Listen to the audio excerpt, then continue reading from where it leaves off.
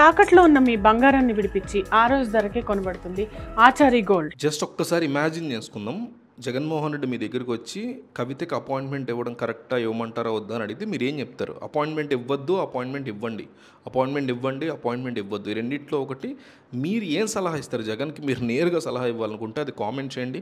500 comments target పెట్టుకున్నాం. మేము మిమ్మల్ని లైక్ చేయమని అడగట్లా, సబ్స్క్రైబ్ చేసుకోమని అడగట్లా. వీడియో మాత్రం లాస్ట్ దాకా చూడండి, కంపల్సరీ కామెంట్ అయితే చేయండి. రీసెంట్గా కవిత చేసినటువంటి వ్యాఖ్యలు మీరు ఒకసారి అబ్జర్వ్ చేస్తే, అక్రమ కేసులు పెట్టి తిహార్ జైల్లో 5.5 నెలల నుండి వచ్చాక గత ఏడాది నవంబర్ 23 నుంచి ప్రజాక్షేత్రంలో ఎన్నో కార్యక్రమాలు చేపట్టాను అంటూ కవిత చెప్పుకొచ్చారు. జగన్మోహన్ రెడ్డిని ఆవిడ ఎందుకు కలవాలనుకుంటున్నారో కూడా నేను చెప్తా. గురుకులాలు, బీసీ రిజర్వేషన్లు, మహిళలకు 2,500 ఆర్థిక సాయం అందించాలని పోస్ట్ కార్డు ఉద్యమం నేనే చేశాను అని చెప్తున్నారు ఆవిడ. తెలంగాణ తల్లి స్వరూపాన్ని మార్చినప్పుడు గళమెత్తిన విషయాన్ని గుర్తు చేశారు. బనకచర్ల, భద్రాచలం సమీపంలో ముంపు గ్రామాల అంశం మీద రౌండ్ టేబుల్ సమావేశాలు నిర్వహించినట్లు కూడా కవిత తెలిపారు. సీఎం సొంత జిల్లాలో భూ నిర్వాసితులకు అండగా ఉన్నామని చెప్పారు. 47 నియోజకవర్గాల్లో పార్టీ కార్యకర్తలను కలుపుకుని గులాబీ కండువాలతో అనేక ప్రజా సమస్యల మీద మాట్లాడామన్నారు. ఇవన్నీ పార్టీ వ్యతిరేక కార్యక్రమాలు ఎలా అవుతాయని ఆమె ప్రశ్నించారు. ఈ అంశం మీద భారత రాష్ట్ర సమితి పెద్దలు పునరాలోచన చేయాలని అన్నారు. కాంగ్రెస్కి వ్యతిరేకంగా బీసీల అంశం మీద మాట్లాడుతుంటే పార్టీకి వ్యతిరేకంగా మాట్లాడుతున్నట్టు చిలవలు పలువులుగా ప్రచారం చేశారు. సామాజిక తెలంగాణకి కట్టుబడి ఉన్నానని చెప్పారు. దానిలో తప్పే ఉంది. నా తండ్రి కేసీఆర్ చిటికెన వేలు పట్టుకుని ఓనమాలు నేర్చుకున్నా. ఆయన స్ఫూర్తితోనే సామాజిక తెలంగాణ అని మాట్లాడా. స్వతంత్ర భారతంలో దళితులకు 3 ఎకరాల భూమి ఇస్తామని చెప్పిన గొప్ప నాయకుడు కేసీఆర్. చెప్పినట్టు ఆయన చేశారు.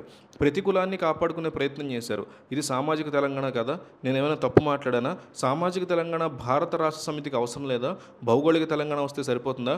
బంగారు తెలంగాణ అంటే హరీష్ రావు సంతోషులలో బంగారం ఉంటే సరిపోతుందా అంటూ తీవ్ర వ్యాఖ్యలు చేశారు. అయితే జగన్మోహన్ రెడ్డిని ఆవిడ కలవడానికి అసలు ఏంటి కదా, ఎందుకు కలవాలనుకుంటున్నారనేది బ్యాక్ ఎండ్లో రీసెర్చ్ చేస్తే తెర వెనక్కి ఒకసారి మన సోర్సెస్ని కదిపి కనుక్కుంటే తెలిసింది ఏంటయ్యా అంటే, వైఎస్ జగన్మోహన్ రెడ్డి కాంగ్రెస్ పార్టీలోంచి బయటికి వచ్చి ఒక సూపర్ స్టార్గా ఎదిగారు రాజకీయాల్లో, షైనింగ్ స్టార్గా ఎదిగారు రాజకీయాల్లో. కొన్నాళ్ళు జైల్లో ఉండి బయటకు వచ్చి ఆ తర్వాత వేరే ప్రభుత్వం ఫామ్ అయిన తర్వాత ఆ ప్రభుత్వాన్ని పడదోసి ఏకంగా 151 సీట్లు తెచ్చుకోగలిగారు. అవతల పార్టీని 23 సీట్లకి ఆపేయగలిగారు.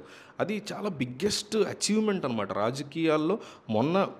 దాని మించిన అచీవ్మెంట్ మొన్న కూటమి ప్రభుత్వం చేసింది కాదంట్లో, బట్ స్టిల్ ఫస్ట్ టైం అది కదా సాధించడం. 151 సీట్లు వస్తాయని ఎవరు కూడా ఊహించరు.